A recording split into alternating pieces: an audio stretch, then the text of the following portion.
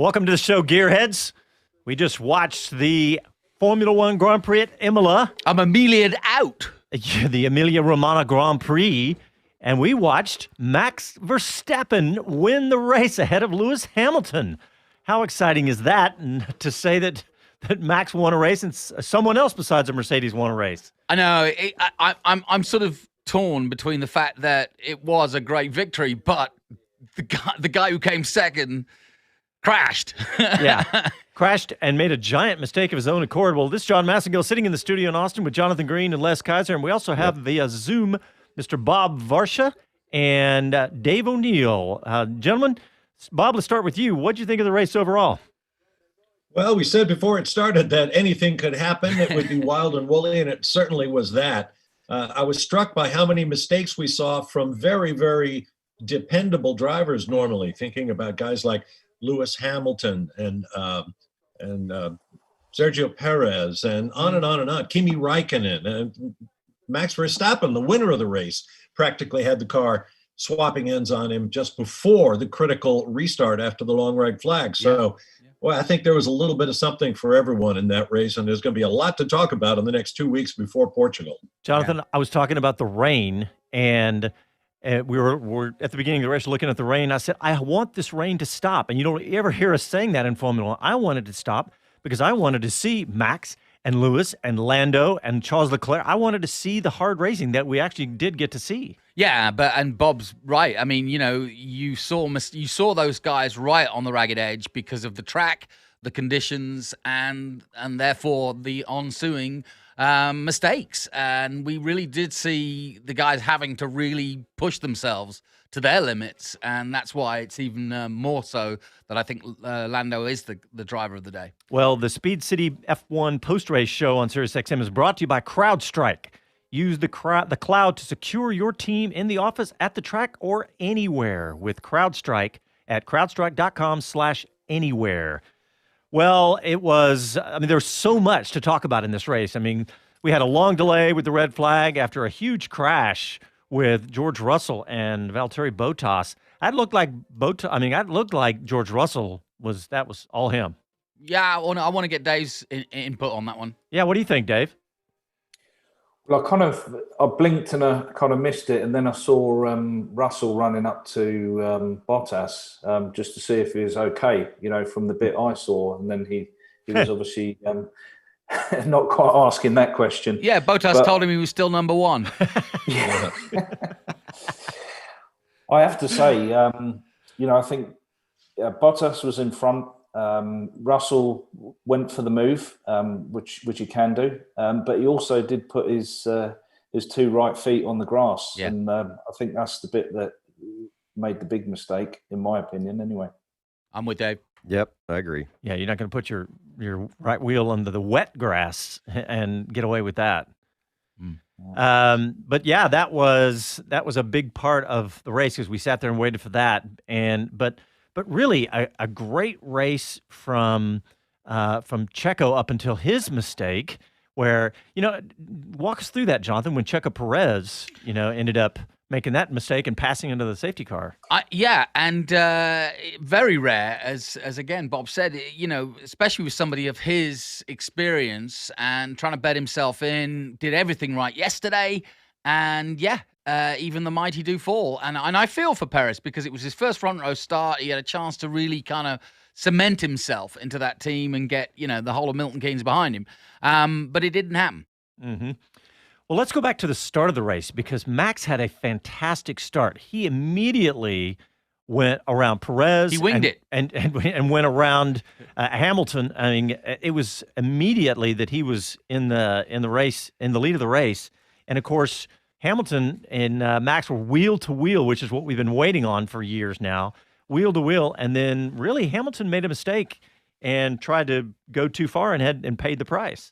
Exactly. And, every time I see Max in a battle through a curve, I think back to Coda a few years ago through that 16, 17, 18 area where they grew the berm for the next year. But he is such a master on the curves in those tight spec. And, when things are so tight, and that's where I think things get exciting. He played it well and he earned his spot. I would love to know from Max Verstappen whether it was a part of his plan at the start. Yeah, he wanted to get away quickly. Yeah, he wanted to beat Lewis to the first heavy braking area. But you noticed also when they started that this huge plume of water went up, and Sergio Perez, starting P2, just got drowned by this huge wall of spray that the two front runners, Verstappen and Hamilton, were throwing up. So I wondered if that was a part of Max's strategy to get out there just so he could see where he was going, knowing everybody else was going to have to back out slightly because of poor visibility. Yeah, it was one heck of a start, wasn't it? Had to be part of it. Absolutely, you're right. I tell you what, it also psychologically for the season ahead says to Lewis, no, the buck stops with me. If I've got a competitive car, I am not going to give you an inch. And I think psychologically that was a really impressive moment by Verstappen to say, I've come to play properly this time. Bob, what do you think? We've got these three cars. We've got the Red Bull, the Mercedes, and really the McLaren. Yeah. I mean, the difference between these cars is negligible now. Yeah, I would say so. McLaren may be, a half step behind, but that's still a huge improvement from what they've been in recent years. So hats off to Zach Brown and Andreas Seidel and everybody at McLaren for what they've been able to do with that car. Of course, popping on those Mercedes engines probably helps a bit, but it's interesting to see them taking the fight to the front runners, and it's great for the sport. Yeah, and Ricciardo will get up to speed. He hasn't had the best of starts to the season, but qualifying showed he's there, and better wind in his direction, and he could be there again. Yeah, and then you throw in Leclerc and the Ferrari. I know the Ferrari is okay. If the McLaren's a half step back, the Ferrari may be a full step, but Leclerc's so good that he could be in the mix every weekend, just like he was today. Yeah. Watching Lando though, I kept thinking of his esport experience he's had over the past year, and how there were moves there that I looked at more as something from the esport virtual racing he's been doing. The slide up on the right side, I mean, using every inch of the track to pass two guys in once. That's an esport move for sure. That added, it was such an interesting thing watching him in the esports, and maybe like you're saying, the confidence that he got from that was tangible. It was a real thing. But what about a start to the season, guys? The first two races, okay, Bob, going back to your experience in history with Formula One, I mean, this has got to be up there with some of the best first two races of the season. Oh, absolutely. Yeah.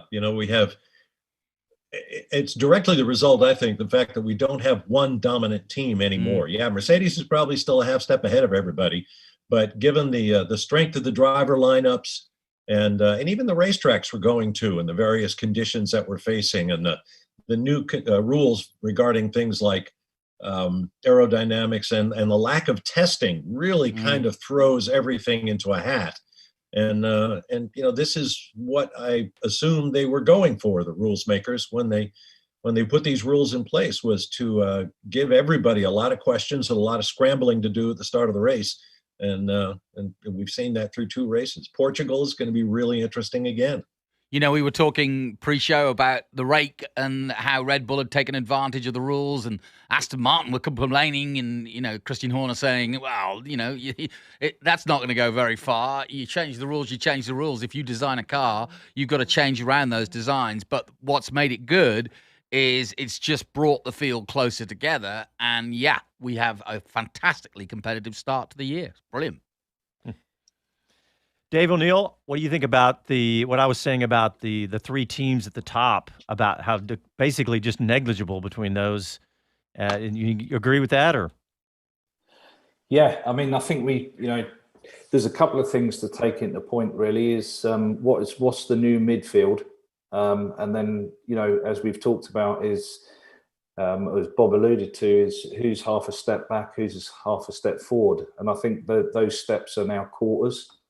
Which is nice to see. We're going to see some close racing. And also the other thing that's interesting is I think there was a stat that qualifying for the first time since 2012 had 8 cars within something like half a second or 0.4 of a second since Malaysia 2012. So I think, as Bob says, the the rules have definitely done the trick. We just need the 2022 rules to do the trick as well moving forward. With the huge gains that the top teams will have certainly stretched their legs when it comes to spending the money last year, forecasting changes and moving forward. But anyway, as 2021 goes, I think we're in for a decent season, and I think the back markers in this case are the ones that are further away than before. Yeah. Well, let me give out the phone number. It's 512-643-5483. We want to have your opinions. This is your show. Callers, call in and tell us what you think of it. And we have a caller on the line. We got a regular on the line. We got Andy P. I know he's Surprise! I know he's happy. Andy, welcome to the show, buddy. Is this season not going to be one for the record books? My Hey, God, Andy this P, is are you fun. there? Hello? I can hear Hey, now we got you. We got you, Andy. There we go. I was going to say, we're 2 races in, and this could be the best season in 10 years. And I'm not stretching. This is awesome. Now, is that the McLaren fan talking in you, or is that just the Formula One fan? I think it's both. I legitimately think it's both because this fight at the front between Max and Lewis is going to go back and forth, and great fight back and comeback from Lewis today. He has the spin and cut through the field. Little gutted he got P2 in the end, but Lando made it hard. And hey, it's a McLaren podium, and that's super fun for me. So I'm very, very happy right now. I'll bet. And hey, Andy, I got a question for you because I know how close and scrutinizing you are about McLaren's, progress. I mean, compared to what we've seen from McLaren in the last few years, and just forget Honda for a second, have you seen a car that's so planted, looks so good, and so controllable? There was not a moment where, even Mercedes in qualifying showed that the back end can come around with Bottas, whereas the McLaren was just stuck to the floor. I think that is the influence of James Key. Yep. Having now 2 full years. It would have been even more probably better had they been able to have full freedom to put the Mercedes engine in the way that they probably really would have wanted to. But just given all of that, oh man, half a step, you guys are not far off. And from where they've been to where they are now, it's tremendous progress. And it was tremendous progress this weekend because Friday they looked like they were nowhere. Yeah. Yeah, good point. I'm really interested to see if this is sustainable. We see the McLaren chassis has looked good previously, but it was down on power. Now we've got the Mercedes power. If that's going to be something that plays out well for all the different tracks, or if that's something we're seeing here in a slippery track such as Imola. What do you think, Andy? Well, what I would say to that is they were, even in the qualifying, and I know that last lap time got, taken away because of the track limits thing, but they were getting, especially in like the mini sectors, a lot of purple mini sectors, which I thought was very interesting. So, I wanted to see, if they could do it outside of Bahrain because they tend to go really well there anyway. This was not a track I was expecting them to do nearly this well. So I think it is sustainable. Hey, Good what call. about Daniel Ricciardo? He's obviously a little slower start so far this season. What do you think Daniel's going to be able to do? Once he gets kind of to terms with the car, the first race, I think he was very compromised by that damage. And then in this race was probably really his first time at really full race pace. And I think it's just, a new driver getting used to the car. P6 is certainly respectable. So, yeah, once he figures it out, Lando's got 3 years in that car now. So once Daniel starts to figure it out, I think the two of them can do some really good things. Yeah, it's Lando's team for now. Yeah, for the moment, yeah. Well, Andy P., thanks, buddy. Appreciate you calling in. We always appreciate your knowledgeable opinions, and we'll talk to you soon. Thanks a lot, guys. Have a great one. Thanks. All right, well, let's go ahead and take a quick break, and when we come back, we'll remember we have some clips from our interview with Gunther Steiner, and we'll have some of those later in the show, and so we'll be back after these messages.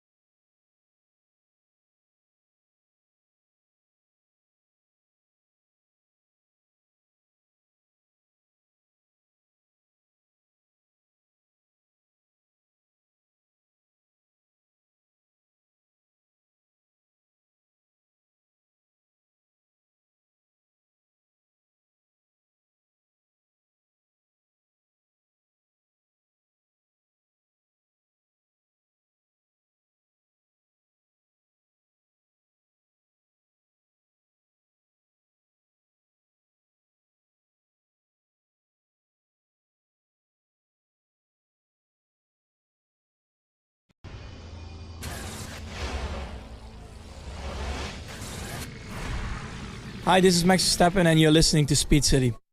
You're listening to Speed City F1 on Sirius XM. Congratulations, Max Verstappen, and thank you for bringing us back.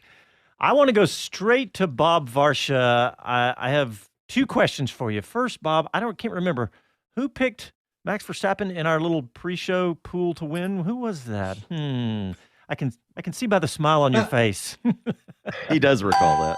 I don't recall, but he must be a really astute observer of all things Formula One. All right, Bob, you win the $10 pool. So Well done, mate. Bob Brilliant.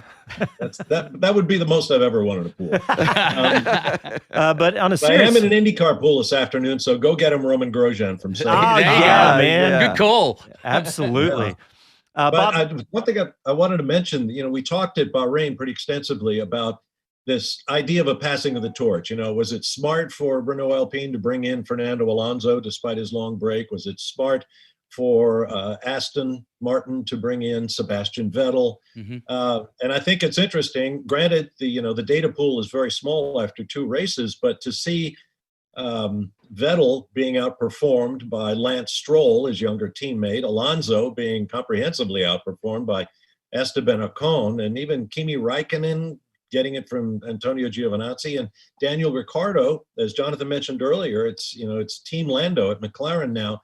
So this time is marching on, and it's interesting to see, and it puts Lewis Hamilton's performance in a new light. To have been there, be in your mid 30s, and for Hamilton to do in the Mercedes what his classmates, if you will, have been unable to do in whatever home they find themselves in right now, I think is kind of illuminating. And I would bring two questions forward at this point, because I love to kind of stir it up a bit. How long is Vettel's place safe at Aston Martin? And how long is Bottas's place safe at Mercedes? And I know that sounds over the top. We're only 2 races into 23, but that's how quickly Formula One can move, and certainly the ground underneath those drivers can move quickly. Hamilton crashes, makes a mistake, and still comes second. Where was Bottas? And Vettel, just not impressive. Hulkenberg's waiting in the wings, just announced. what do you think, Bob? You think that either of these seats really are, possibly in jeopardy? I think so. And, it's a two-way street. A driver has to know in his heart, that the clock is ticking. So, whose terms do you want to leave on? Do you want to decide, okay, maybe I'm not as competitive as I should be, so I'll move on. They're still young men. They can go race something else for sure. Or do you want to wait until the team says, look, you're just not getting the job done, so we got to let you go. Bottas has been on a string of 1-year contracts. I would say he is very much the man on the hot seat right now. Especially after what Russell Alonso and Vettel, I think, have longer-term contracts, and I assume they will be honored. But yeah, the clock is definitely ticking. Vettel's obviously also a shareholder in Aston Martin, doesn't do him any harm. The one we didn't mention, and I think is still to come in terms of changing the guard, is we got a glimpse of it in qualifying. Perez out qualifying his teammate. We didn't get to see it in race trim today in terms of Perez's result anyway. But I think as the days go on and he beds himself in, he says he needs 5 races, I think he will be there. And I think, therefore, that then leads to, can Red Bull put a genuine campaign for the overall title constructors? Ooh, yeah. Yeah. I think they can.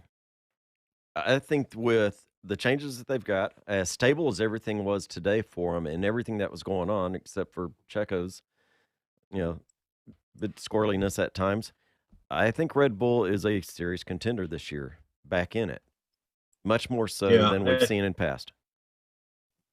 But they're going to need a lot more out of Perez. And I'll ask you, Dave, when Perez went off behind the safety car, came back on, and moved himself up 2 places in line to pass the 2 cars that passed him while he was out cutting the lawn. What happens on the pit wall when they see something like that going on? Well, I think the first thing is, on a practical side, what's he collected up and, where the temperatures are. So that would be what you'd be going through to trying to manage that side of things. And then the rest of it is you'd probably just be doing a bit of, did you see that? Yeah. Yeah. You'd Did be that really just happen? You'd be channeling your inner Gunter at that point. Yeah. So it's driver error, essentially. Yeah. Driver error. Hey, Perez did it. And We had private buttons on there to discuss, but I think the interesting bit there is, like you guys have picked up on is, Max gets it done. He does make mistakes, and when he makes mistakes, he seems to get away with them. Whereas Perez, he was a top scorer for his last team for a number of years, and maybe he's feeling a little bit of pressure. When he looks at that data and sees how quick Max is, he has to put a decent or Herculean effort in to match Max, which is a good thing. It's good, and it'd be nice to see Red Bull challenge Mercedes for a constructors. But I think Perez has to settle down a little bit. He does have that, the ticking time bomb inside him. So he just needs to be able to wait and make his move. But fingers crossed they put it together and they are a decent match for Mercedes. I think Sorry.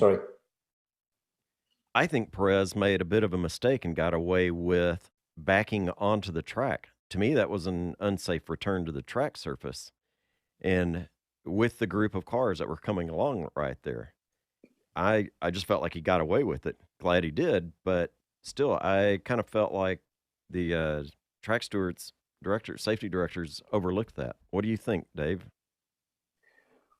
Well, yeah, I mean, entering back onto the circuit while the race is going is always, reasonably dangerous. I guess you just got to make sure you're having the comms from the pit wall with the GPS system to see where the cars are. And again, you can only give them as much information to when they make the decision to come back on. But again, that's, it's down to Perez. Once he's in the seat, he has to make the decisions, and he can only digest the information he's getting given and make the call. But he got away with it. I think he had a lot of schoolboys today, which didn't bring any points. I want to talk about Hamilton's race because he has spun off the track, or he went off track, went wide, and then ended up right up next to the wall, and then accidentally, instead of hitting reverse, rammed his car into the wall and breaking the wing, and still finishing second. So, the red flag helped him because it fixed the car. Absolutely. So it wasn't, but at that point, I really thought, okay, Hamilton's out, but the red flag helped him. But it just goes to show you can never count out Mercedes and Lewis Hamilton. And you wouldn't expect Bottas to do that from ninth. Yeah, exactly. Dave, I want to go back to you because I want to ask you about the Lewis Hamilton's pit stop. I did not see what caused him to have that slow. I mean, because at that point, he had a 4-second and plus pit stop and could have come out right next to Max Verstappen. But did you see what happened there? I didn't know. I think it was maybe a sticky wheel or something like that. I didn't actually get to front right, was it? Yeah. It was 4 seconds, so it's definitely not their usual. Yeah.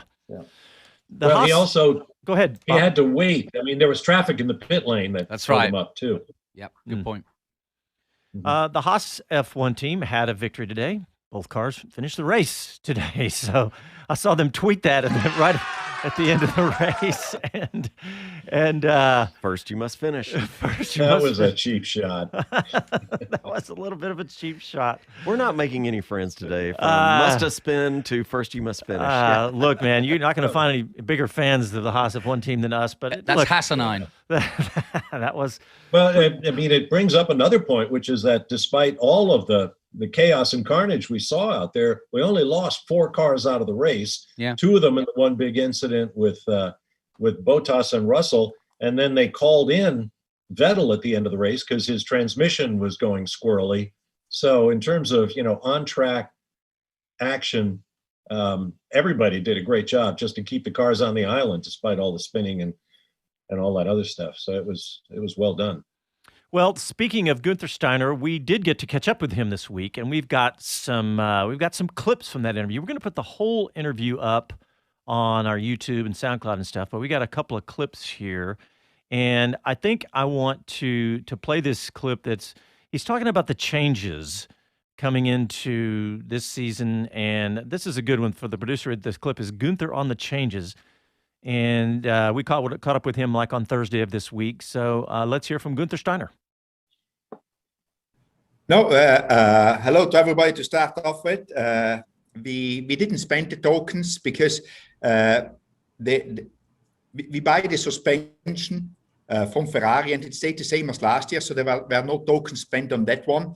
And Ferrari made some changes on their gearbox where they spent their tokens. We didn't do that, so we didn't spend the tokens. But as you said, we made the modifications for regulations for the rear of the floor, where there was some modification to be made. And you cannot see it, but it's a complete new bodywork because the engine has changed a little bit.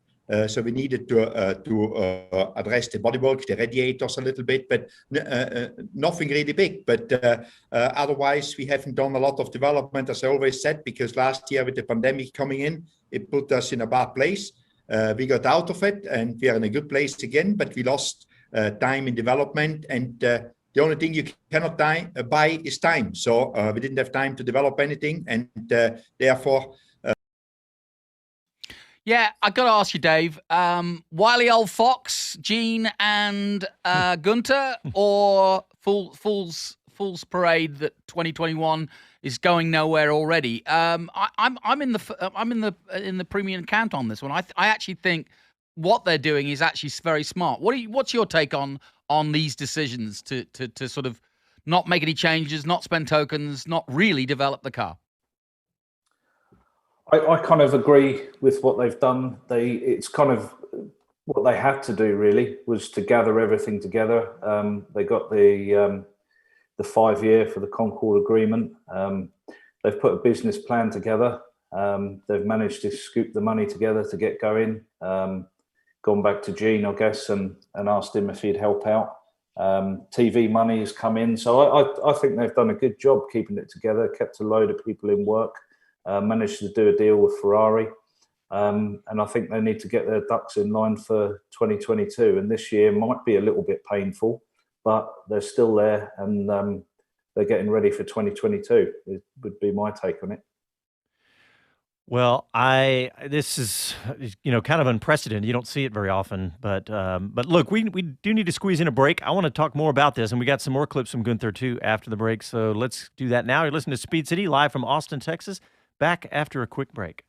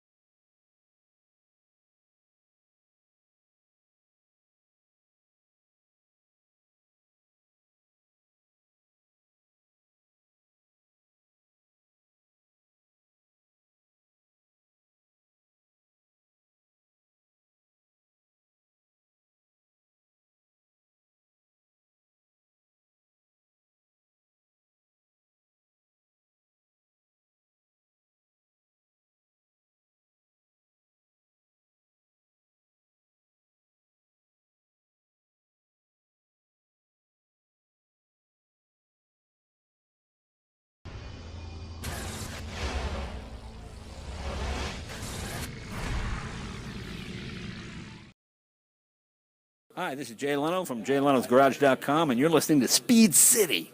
You're listening to Speed City F1 on Sirius XM.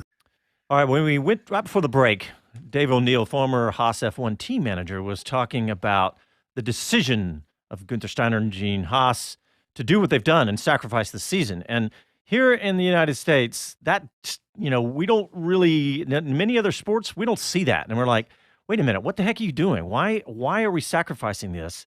And we talked to we talked to Günther about it, and he told us that Gene was basically like, look, guys, I'm not going to keep pumping this money in, and we've got to do something about it. And here's where we are, and we have the money from Uralkali with Nikita Mazepin, and I think that, I would much rather sacrifice the season than not have them in Formula One, first of all. But, Bob, don't you agree that it is a bit of a difficult one to explain just to your casual follower of Formula One? Yeah, it is difficult to explain, and I'm not sure how much folks, want to deal with the nitty-gritty of finances and all that sort of thing. But what people need to understand is this is a very, very expensive sport. And if you don't have the financial wherewithal to make it work, then you're going to struggle. Now, granted, what Haas is doing, they are the first to do it, in my view. They've said, look, this is a write-off. We need an all-new car next year. So we've got limited resources. We're going to devote them entirely to next year's car. And that's something that every team in the pit lane, right up to the richest, are going to have to face at some point. How do we handle our resources, not just money, but wind tunnel time and engineering time and design time to next year's radically different car from what this year's car is going to be. Years ago, Ross Brawn, when he was with, I think it was when he was with his own team, Brawn GP, and some rules were coming down about what you could do and how much time you could spend in the wind tunnel and such. And he said, here's what we're going to find out who the really good managers are in Formula One, up and down the pit lane. You're going to have to decide. We can't build everything we'd like to try. We can't, design everything. We can't go down all these different theoretical paths as to what's going to give us lap time in the car. We have to make very specific choices, and we're going to find out who the good managers are, because they have to be much more specific, let's say, than they needed to be in the past. So yeah, it's a problem for Haas, and they're dealing with it, but it's going to be a problem for everybody, I think, before this year is out. I like the mitigant that they used, and that mitigant is called Mick Schumacher. Think about all the, you've got this excitement of Mick, you've got the name of him, and he's obviously a great addition. He's hardworking and mature, like we talked about in the pre-show. He's a top F2 driver. Yeah, and he's the top F2 driver. So you've got that mitigant against the Mazepin mess, the Russian side of it, and the lack of development and all that. I think that was a brilliant move. And if you put all those chess pieces together, I think you're right, Jonathan. I think Günther is crazy like a fox. Yeah. And it was a brilliant move. I want to play another clip from Günther, but before we do that, I want to talk about our sponsor. And this is from CrowdStrike. Has your workforce moved from the office to the home or the garage, or maybe a rented cabin with open Wi-Fi? If your company has expanded outside the office and moved all your applications to the cloud, there's a whole new world of threats you have to worry about, including ransomware. CrowdStrike revolutionized security by harnessing the speed and the power of the cloud to identify and stop the most advanced cyber attacks, even those that have never been seen before. So now you can work securely anywhere. Try CrowdStrike Falcon free today and protect your data and employees anywhere. Welcome to Anywhere. CrowdStrike. We stop breaches across the CrowdStrike Falcon platform free at crowdstrike.com/anywhere. So I want to play another clip from Günther. And I think, Jonathan, you brought this one up. This is you and Les got to interview Günther about the Maranello. Why don't you set this one up? Yeah, like I said, crazy like a fox. There's a lot going on behind the scenes. It's not just two new drivers and, a completely new-looking car with the sponsorship from Russia. They've also invested.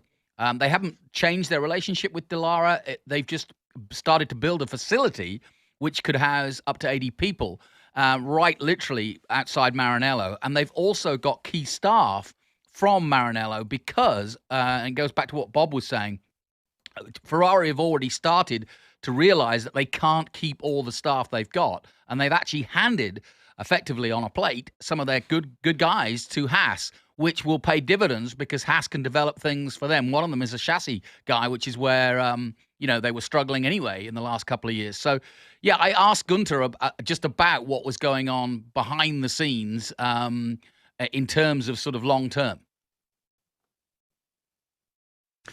Gunter, over the winter, you had a few changes of personnel, not just the drivers, but I believe you're either building or have finished a sort of a location near Maranello to do some work for Haas there. Tell us more, if you can, about the integration of those people and what you're doing near Maranello. Yeah, it's quite a long story, so I try to keep it short. Last year, when the pandemic came, our collaboration with Dallara, we wound it down a little bit. We weren't complete without it, but we wound it down because we didn't need it. The development of the 21 car, because we didn't know what was going to happen.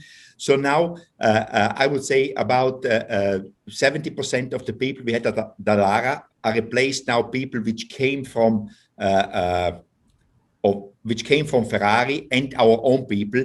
And we still have people at Dallara. We still have got Dallara's input. They are still working with us. There was no fallout or nothing. We just changed a little bit how we do things. And the people which now working for Haas directly, being from Ferrari or being employed by, or being seconded from Ferrari to Haas or being employed by Haas direct, we will move into an office, or we are in the moment in an office in Maranello within the facility of Ferrari. But in Italy, in the moment, a lot of people work from home because of the pandemic still. You cannot have all the people in, the risk is high. But once that is over, we will have a permanent office within Ferrari Maranello with about 80 to 90 people there, plus the people which still stay at Dallara, which is another 30 to 50 people. Wow. That's an eye-opener to me. It is. It's fascinating, isn't it? A lot of jobs.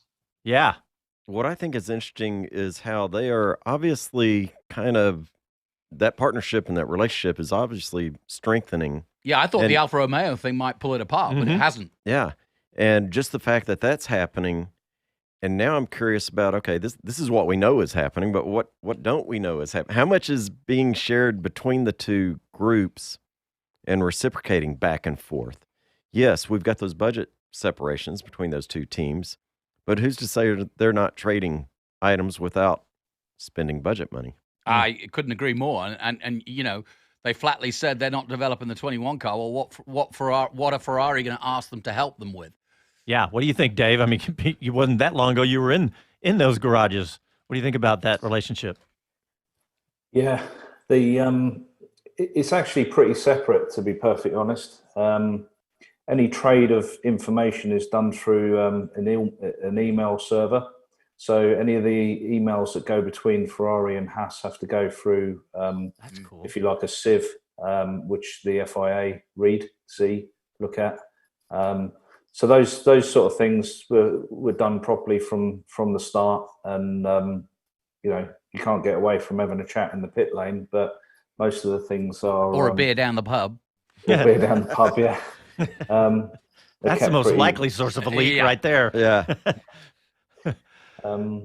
But yeah, I mean, they just can't get caught doing anything like that. It just doesn't happen that way. So having a room or a department within Ferrari is probably a good step, and having the key people that they have had to move sideways or up or down, whichever way you look at it, from the budget cap is clear, clean information which you can funnel into your project. So I think that's why they've done that, and there's nothing wrong with renting a room from someone.